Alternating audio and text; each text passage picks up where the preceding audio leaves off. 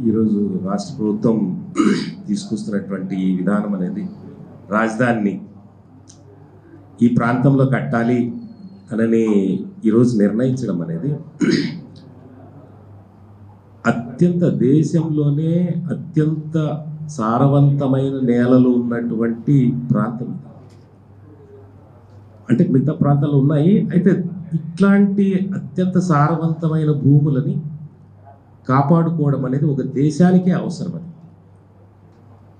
ఇంతకుముందు శివరామకృష్ణ కమిషన్ చెప్పినటువంటి దాన్ని కూడా పట్టించుకోకుండా ఇట్లాంటి సారవంతమైన భూముల్ని చేపట్టడం, ఈ రాజధానిని చేపట్టడం అనేది అప్పట్లో మేము కూడా అంగీకరించలేదు. మా పార్టీ సోషలిస్ట్ యూనిటీ సెంటర్ అంగీకరించలేదు.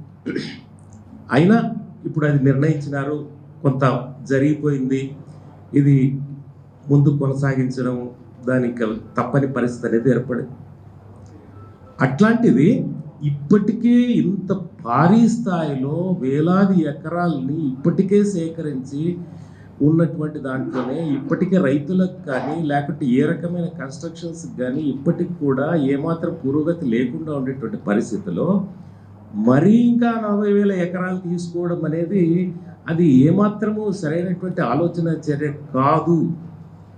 ఇట్లాంటి విషయాలని విరమించుకోవాలనే మా పార్టీ డిమాండ్ చేస్తుంది. ఇప్పటికే ఇచ్చినటువంటి రైతులకు ఏమాత్రం న్యాయం జరగలేదు. అది ఎప్పుడుకి అభివృద్ధి అవుతుందో ఏమవుతుందో అనేది ఇంతవరకు లేదు. ఎక్కువ భ్రమలతో కూడినటువంటి ఒక ఒక ఒక చిత్రాన్ని క్రియేట్ చేస్తున్నారా కానీ ఒక ఊహా చిత్రాన్ని నిజానికి అది భవిష్యత్తులో ఎలా ఉంటుంది అనే దానికి ఒక ఖచ్చితమైనటువంటి ప్రక్రియ అనేది ఏమీ లేదు. కాబట్టి ఇట్లాంటి పరిస్థితుల్లో ఎలా న్యాయం జరుగుతుంది?